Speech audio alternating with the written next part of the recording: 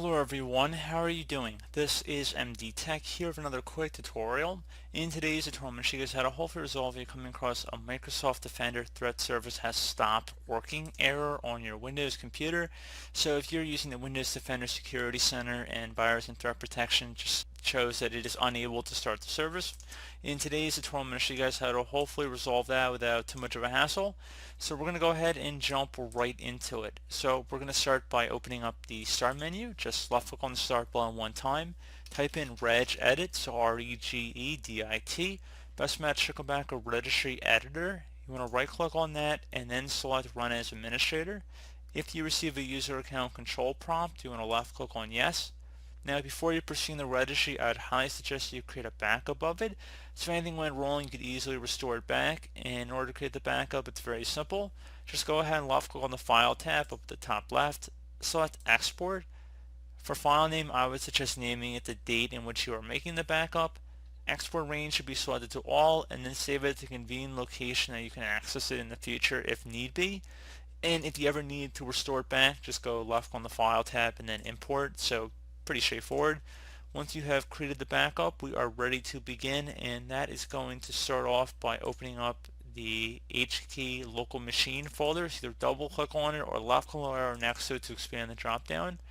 Do the same thing now for the software folder, so double click on that. Now you want to scroll down until you find a folder that says policies, so double click on that. Should be a Microsoft folder, so expand that one as well. And now there should be a Windows Defender folder, expand that. And now on the right side there might be something that says disable anti-spyware. You want to just go ahead and double click on that.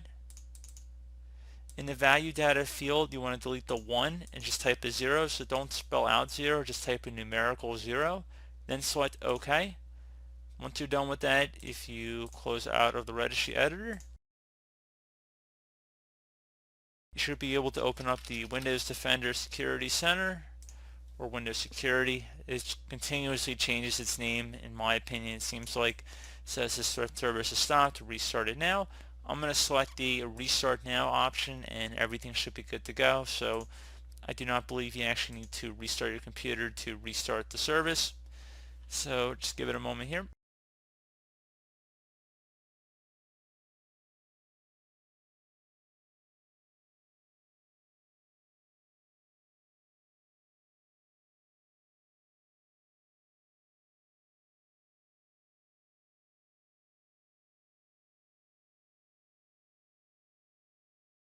And that should hopefully be about it.